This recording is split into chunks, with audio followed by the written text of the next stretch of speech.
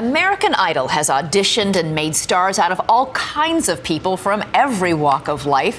But it is a safe guess that no one has ever come so far or arrived before the judges with a more harrowing backstory than Carmina Salcido.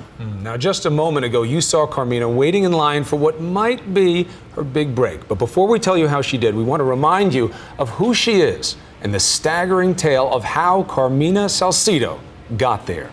This may just be one of the greatest survivor stories we've ever seen. Here's Jay Shadler. Between the ocean and the mountains lies a place called the Valley of the Moon. Its beauty ripens at dawn into vineyards so perfect they look as if they were painted onto the land. But legends say beneath the blessings of this place lies a curse. Maybe it's the moon or the wine, but evil has a home here too. In 1910, an immigrant went on a rampage, butchering and burning his entire family. The local paper called it the most atrocious crime in the history of Sonoma County. But it's not anymore. I have been a part of well over 100 homicide investigations during the course of my career. But I had never seen the level of viciousness, and that was startling even to me. Mike Brown is a retired detective captain with the Sonoma County Sheriff's Department.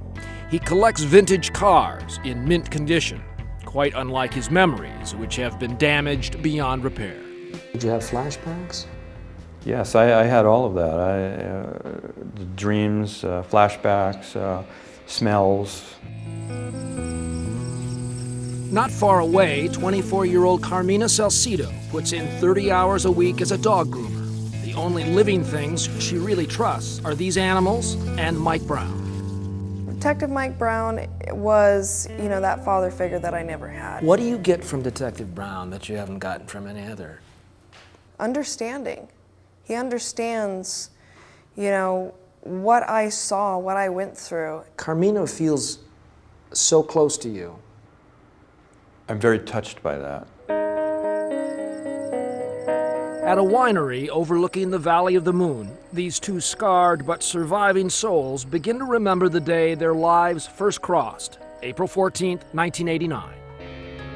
On 4/14/89, at approximately 0820 hours, I was advised that an individual in the Sonoma Valley area had been the victim of a gunshot wound. The morning mist is just beginning to burn off the Kundi Estates vineyards when Detective Brown pulls into the main driveway.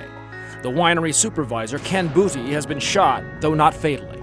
And so we came out here to talk to him. Did he know the guy who was shooting him? He did. He told us that the man who shot him was Ramon Salcido.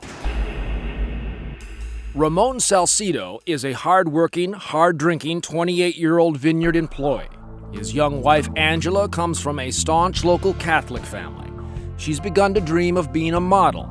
Together, they make a striking couple. When you talk to people about your mom, how do they describe her? What was she like? Innocent, charming, naive, sweet, I'm told that you look a lot like your mom. Have you been told that? Yes. The same eyes, the same lips. How about that laugh? And the laugh, definitely the laugh.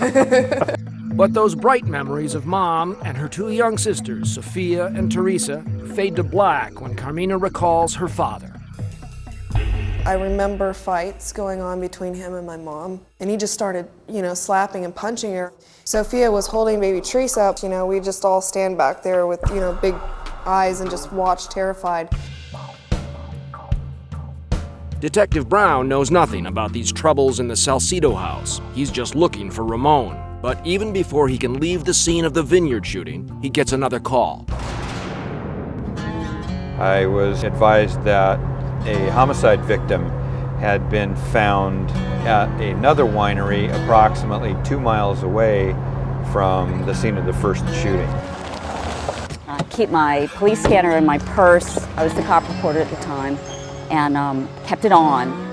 At the time, Randy Rossman is a beat reporter for the Santa Rosa Press-Democrat. I remember all the chatter on the scanner. I was nervous. Then I heard they had a 187, which is code for a homicide. Less than 2 miles from the first shooting site, another winery supervisor, Tracy Tuvey, is ambushed, dying of a bullet wound to his head. The lower portion of his body was in the car, but the upper portion of his body had fallen out of the car and was lying on the dirt road. So by 9 a.m., Detective Brown has 2 crime scenes, 2 victims, and 1 common thread. Both of the victims are vineyard supervisors of Ramon Salcido. And co-workers say lately he's been mixing booze and cocaine. Tracy would tell him to do something, he'd flip him off behind his back or do something like that, you know, pissed that he had to take orders off him. So there's trouble at work and tensions at home with his wife Angela. To help bring in money, Angela has begun taking modeling classes, but her turns on the runway stir Ramon Salcido's jealousies. He drove back and forth in front of their house several times a day. He thought that his wife was having an affair. As she grew more confident, your father grew more jealous. Yes. And he is growing more violent.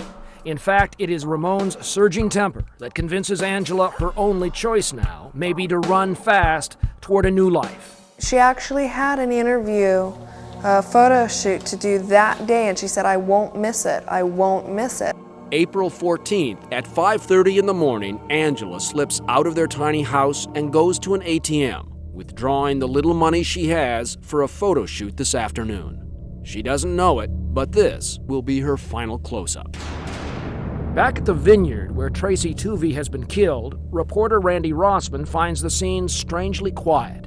And there was just 1 detective here, that's all.